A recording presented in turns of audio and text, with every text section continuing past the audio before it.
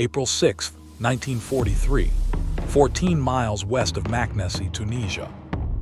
The sun is a white, hammering disk overhead, baking the desert into a warped mirage that makes the horizon swim. Heat dances over the cracked earth. The air smells of cordite, dust, and burned rubber. A sputtering column of German trucks, out of water, out of shells, out of luck, sits half buried in sand. Oberfeldwebel Lucas Reinhardt presses his back against the fender of a disabled Opel Blitz, his tunic stained with sweat and oil. His MG-34 hangs from his shoulder with the miserable weight of a weapon that cannot help him anymore. Around him, the last 50 men of his company crouch exhausted in the shade of their vehicles, tongues thick, throats raw, nerves threadbare. They had held off the Americans for 2 days, and now their ammunition belts hang empty like discarded snakeskins. The barrage starts again, American artillery thumping somewhere in the hills. The distant rumbling feels less like an attack now and more like a slow closing of a door. Lucas watches sand spill off the truck's bumper in tiny avalanches as the ground trembles. The men flinch with every concussion, expecting the next shell to land among them. Then comes the sound none of them expected, a megaphone crackling. English, a voice amplified and oddly calm. German soldiers, stop firing. Raise your hands and you will not be harmed. Lieutenant Weber, his face lined with grime and defeat, mutters, Amerikaner. The word sounds like resignation and disbelief in equal measure. He looks at Lucas, then across his scattered, wounded platoon. They will send us east, to the British, or worse. Because everyone knows what happens on the Eastern Front. Everyone has heard what Soviet captivity means: starvation, beatings, marches through winter without boots, men disappearing into forests and never returning. American captivity, no man has seen it. No man knows anyone who has survived it. Rumors say the British camps are harsh. Rumors say the French want revenge. Rumors say the Americans no one knows. No one believes anything good. Weber raises his hands. His men follow, one by one, like shadows peeling away from the trucks. Lucas feels a cold twist of fear in his stomach as he stands, fingers trembling despite the heat. He had expected to die here. Dying seemed simple compared to being taken. American infantry crest the ridge, helmets low, rifles up, uniforms dusty but crisp. They move like practice machines, covering angles, giving commands with clipped confidence. A sergeant shouts for the Germans to advance in a line. Lucas does, each step dragging sand, legs heavy as iron. As they approach the American perimeter, Lucas braces for blows, for shouts, for rifle butts. Instead, the sergeant barks to his men, check them for wounds, get them water. For the first time in days, Lucas hears laughter, American soldiers joking with each other as they process the prisoners. Not cruel laughter, just ordinary, normal, human. But the biggest shock comes when the prisoners are lined up by a supply truck. A private jumps into the back, rummages through crates, then he begins handing things out. Chocolate bars, cigarettes, stacks of yesterday's newspapers. One German soldier blinks and asks in thick English, "For us," the private shrugs. "Why not? War is over for you now." The German prisoners stand there stunned, holding Hershey bars and Lucky Strikes like sacred objects.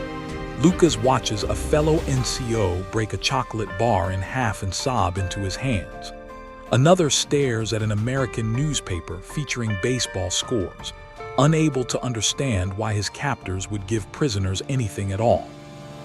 In that burning desert, with trucks smoldering and the war still raging just beyond the ridge, an impossible thought enters the minds of men who had expected death. March 17, 1943, northern Tunisia. Oberjefreiter Hans Keller lies on his stomach, palms flat in the gritty sand, heart pounding against the earth. His MG-34 team has been reduced from 3 men to 1. Behind him, splintered palm trees and burning half-tracks paint a fading picture of what was once the Afrika Korps, proud mobile force. A shout cuts through the quiet. Hind Hock stand off langsam. Hans freezes, The accent isn't British, it's American. He lifts his chin and sees them clearly for the first time. Men of the U.S. 1st Infantry Division, dusty, sweaty, helmets smeared with mud. They move with a confidence Hans wasn't prepared for.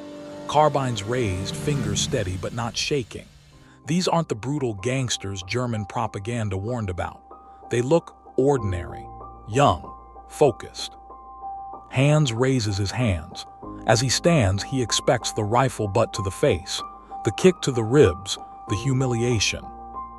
A moment later, another American, barely older than 18, approaches with a metal canteen. He offers it to Hans. Hans stares at it. Is this a trick? Poisoned water? A mockery? The young American insists, pushing it gently into his hands.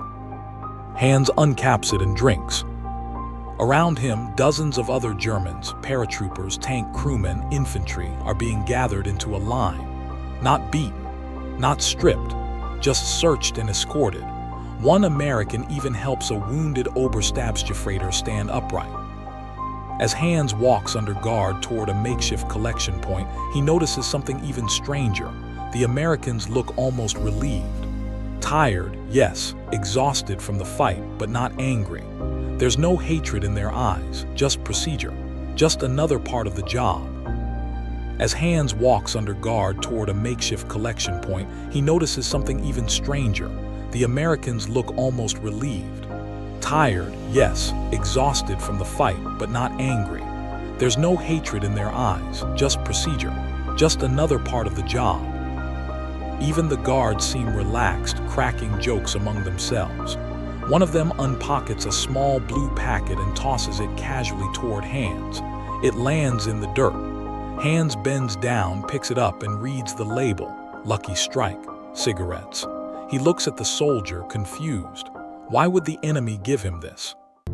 The cargo ship SS John Ericsson groans as it docks, steel hull streaked with salt. Hans Keller steps onto the pier, squinting against the morning sun. Harbor cranes swing overhead. Civilians move calmly, and the air smells of salt and diesel. Everything is normal.